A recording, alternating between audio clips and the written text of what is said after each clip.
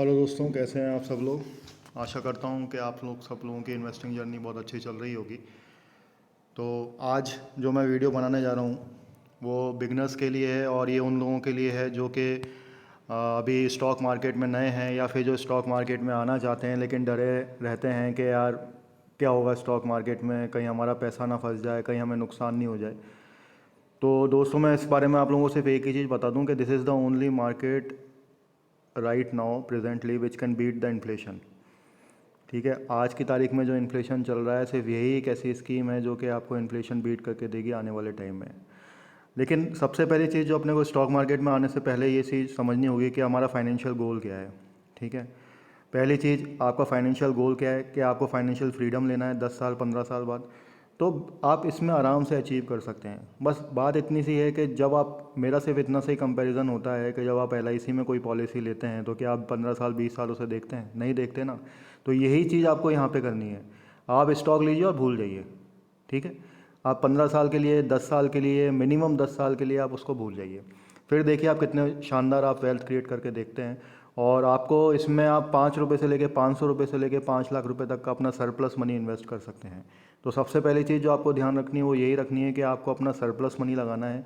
जो भी आप मनी सेव कर रहे हैं उसी को आपको इन्वेस्ट करना है। तो दोस्तों, खाली सेविंग ही सब कुछ नहीं होती, क्योंकि सेविंग अगर आप कर रहे हैं या फिर आप FD में रख रहे हैं या फिर आप अपने अकाउंट में रख रहे हैं पैसा, तो जिस हिसाब से इन्फ्लेशन बढ़ता जा रहा है तो एक दिन आपके इस पैसे की वैल्यू जो है वो ज़ीरो हो जाएगी। ठीक है, तो आप लोगों को क्या करना है कि धीरे धीरे कछुआ चाल चलना है और बेबी स्टेप लेते हुए अपनी इन्वेस्टिंग जर्नी स्टार्ट करनी है। तो इस वीडियो में मैं आप लोगों को बताऊंगा कि अपने को किस तरीके से क्या डूज़ एंड डोंट्स होते हैं और किस तरीके से अपने को पोर्टफोलियो क्रिएट करना होता है और किस तरीके से अपने को वेल्थ क्रिएट करना होता है। तो दोस्तों, अगर आप लोगों को ये कंटेंट पसंद आए तो प्लीज़ इसे सब्सक्राइब कीजिएगा, लाइक कीजिएगा और ज़्यादा से ज़्यादा दोस्तों में इसको शेयर कीजिए आप। तो हम स्टार्ट करते हैं। तो सबसे पहली चीज़ मैं आप लोगों को ये बताना चाहूँगा दोस्तों के, इस दुनिया में दो तरह के इंसान होते हैं। एक वो इंसान होता है जो अमीर बनने की कोशिश करता है और एक वो इंसान होता है जो अमीर दिखने की कोशिश करता है। ठीक है, तो हमें क्या करना है, हमें अमीर बनने की कोशिश करनी है, अमीर दिखना नहीं है।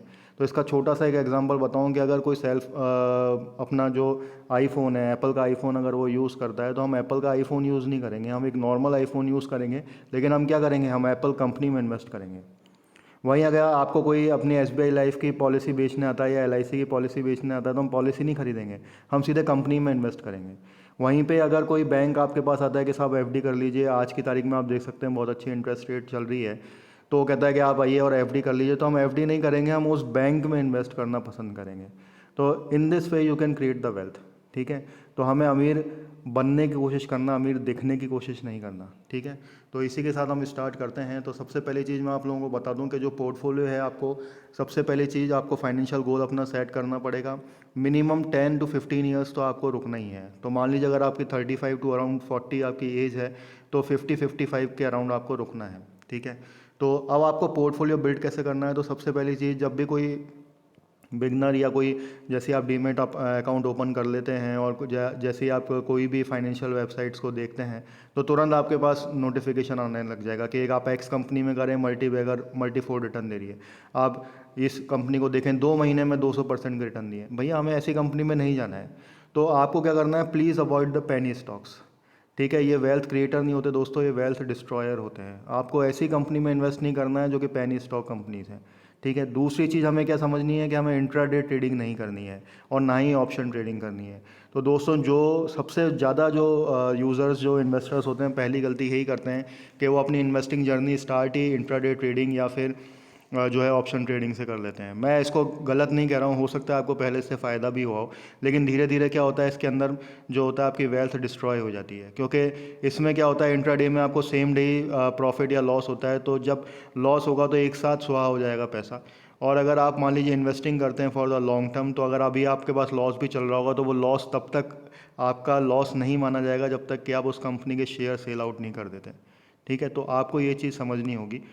आप इंट्राडे कीजिए, आप जब कीजिए जब आपके पास एक्सपीरियंस आ जाए, जब आपके पास कॉन्फिडेंस हो जाए। अगर आप बिगनर्स हैं, न्यूबीज़ हैं, तो please avoid such kind of things. ठीक है, चाहे कोई कुछ भी बोलता रहे, आप लोगों को तो लॉन्ग टर्म इन्वेस्टिंग करनी है। तो सबसे पहली चीज़ आपको ध्यान रखनी है कि जो लार्ज कैप कंपनी है उससे अपने को पोर्टफोलियो सेव करना है, क्योंकि लार्ज कैप कंपनियाँ चाहे कितना ही मार्केट में प्रेशर आ जाए, लार्ज कैप कंपनीज में कम प्रेशर देखने को मिलता है as compared to mid cap companies और स्मॉल कैप कंपनीज। ठीक है, तो हमें, मेरे हिसाब से मेरा पॉइंट ऑफ व्यू यही है कि लार्ज कैप कंपनीज़ में हमें 60% का वेटेज देना चाहिए। ठीक है, और मिड कैप कंपनीज़ में 30% का वेटेज देना चाहिए और स्मॉल कैप कंपनीज़ में 10% का वेटेज देना चाहिए। और लार्ज कैप कंपनीज़ में भी हमें फास्ट ग्रोइंग कंपनीज़ देखनी है, तो मैं आपको आगे बताऊंगा आने वाले वीडियो में। अब सबसे पहली चीज़ के जो सबसे ज़्यादा पहले हमारे दिमाग में आती है, मैंने इसके ऊपर मैं एक वीडियो भी बना चुका हूँ, जो मेरा पहला वीडियो था बेसिक्स ऑफ स्टॉक मार्केट, आप उसको ज़रूर देखें। उसमें मैंने कंपनीज़ बताई हैं कि किन किन कंपनीज़ में इन्वेस्ट करना चाहिए। तो कंपनीज़ हमारे चारों तरफ है, तो आप खाली आपको देखने की, आपके नज़रिए की ज़रूरत है। तो सबसे पहली चीज़ आपको क्या देखनी है कि कंपनी का बिज़नेस क्या है, वो आपको समझ में आना चाहिए। अगर आपको कंपनी का बिज़नेस ही समझ में नहीं आता कि कंपनी करती क्या है, तो उस कंपनी में जाने का कोई फ़ायदा नहीं है। ठीक है, उसके बाद आपको कंसिस्टेंटली उसके फंडामेंटली जो वो स्ट्रांग है कि नहीं है, वो आपको देखना है। उसके फाइनेंशियल्स देखने हैं उसके लिए आपको।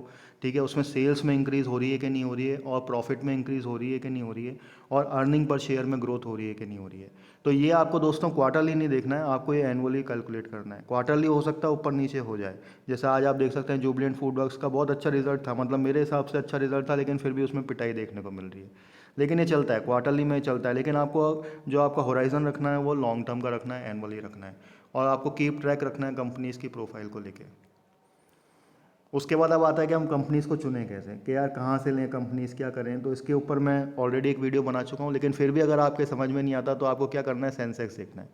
ठीक है, आपको सेंसेक्स देखना है, निफ्टी 50 देखना है। तो सेंसेक्स में दोस्तों ये BSE का है, बॉम्बे स्टॉक एक्सचेंज का। इसके अंदर 30 कंपनी लिस्टेड है, और निफ्टी 50 में 50 कंपनीज लिस्टेड है, और नेक्स्ट 50 निफ्टी 50 में अगली जो आने वाली जो एलिजिबल हैं कंपनीज, उनकी लिस्टिंग है। तो उनमें से आपको कंपनी सेलेक्ट करनी है। ठीक है, अब सेंसेक्स के अंदर भी दोस्तों बहुत सारी ऐसी कंपनीज हैं जो आपको सेलेक्ट नहीं करनी है। ठीक है, मेरा ये मानना है, जैसे कि आप मेटल सेक्टर को अवॉइड करें, जैसे कि टाटा स्टील है, या कोई भी स्टील, JSW स्टील है, या आपका स्टील अथॉरिटी ऑफ इंडिया है। और PSU से आप दूर रहें, जैसे गेल, बेल। ठीक है, चाहे आपके PSU बैंक्स हों, चाहे वो SBI हो, चाहे PNB हो, चाहे कितने अच्छे रिजल्ट्स हैं, लेकिन इनके अंदर ग्रोथ कम होती है, गवर्नमेंट के रेगुलेशंस के अंदर ये बंधे हुए होते हैं, तो आप इन कंपनीज़ में इन्वेस्ट ना करें। ठीक है, अगर आपको वाकई में कोई गवर्नमेंट की कंपनी में जो कि मोनोपोली बिजनेस में है, तो सिर्फ मैं एक ही कंपनी मेरे पसंद की है, और मैं उसको ही ज़्यादातर रिकमेंड करता हूँ, वो है IRCTC।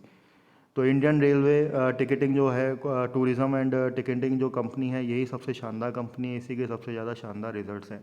बाकी सारी कंपनीज़ में ग्रोथ नहीं होती है दोस्तों, तो आप प्लीज़ इन कंपनीज़ को दूर रखें। तो आप देख सकते हैं कि ये जो लिस्टिंग कंपनीज़ की हैं, ये आपकी जो है सेंसेक्स की लिस्टेड कंपनीज़ हैं, जाके जैसे कि एशियन पेंट्स है, एक्सेस है, बजाज फाइनेंस है, बजाज फिनसर्व है, एयरटेल है, डॉक्टर रेड्डीज़ है। तो ये आप इसमें से देख सकते हैं। तो आपको इसमें से मैं अवॉइड करने के लिए कह रहा था, जो मैं आपको कह रहा हूँ इसमें आपको नहीं करना चाहिए इन्वेस्टिंग, वो है NTPC है, पावर ग्रिड है। तो आप इसमें बैंक्स भी देख सकते हैं, HDFC बैंक है, हिंदुस्तान यूनिलीवर है, बजाज फिनसर्व, बजाज फाइनेंस है, L&T। ठीक है, मारुति सुजुकी है। ठीक है, टेक महिंद्रा है, टाइटन है, विप्रो है, अल्ट्राटेक सीमेंट है। तो आप इन कंपनीज़ के अंदर इन्वेस्टिंग करें। ठीक है, और जो PSUs हैं, उन कंपनीज़ को आप अवॉइड करें। उसके बाद सबसे इंपॉर्टेंट बात वो ये है कि आप जितनी भी अफवाहें आती रहती हैं मार्केट में कि फ़लाना कंपनी में आप इन्वेस्ट करो, आपका जो पैसा है वो मल्टीबैगर रिटर्न बना के देगा, आपको ऐसी कंपनीज़ में नहीं जाना है। मैं आपको फिर बता रहा हूँ, आप पेनी स्टॉक से जितना ज़्यादा दूर रहेंगे उतना अच्छा है। आपको क्वांटिटी में नहीं जाना, आपको क्वालिटी में जाना है। आप कंपनी में इन्वेस्टेड रहें, घबराएं नहीं। मार्केट के अंदर फ्लक्चुएशन होता रहता है, और मैं आपको बता रहा हूँ आने वाले नेक्स्ट ईयर के अंदर जैसे ही इंटरेस्ट रेट कम होगा, इन्फ्लेशन कम होगा, इंटरेस्ट रेट ज़ीरो होगी, फिर से जो है मार्केट वो बूस्टअप होने लग जाएगा। तो ये मैक्रो इकोनॉमिक्स है, आपको धीरे धीरे चीज़ें समझ में आ जाएंगी। सिर्फ मार्केट के अंदर पेशेंस का खेल है। अगर आपके अंदर सब्र है, आपके अंदर पेशेंस है, तो आप आराम से अपनी वेल्थ क्रिएट कर सकते हैं। तो इसी के साथ मैं वीडियो का अंत करता हूं दोस्तों। अगर आप लोगों को अच्छा लगा हो तो प्लीज़ इसको सब्सक्राइब करें, लाइक करें, और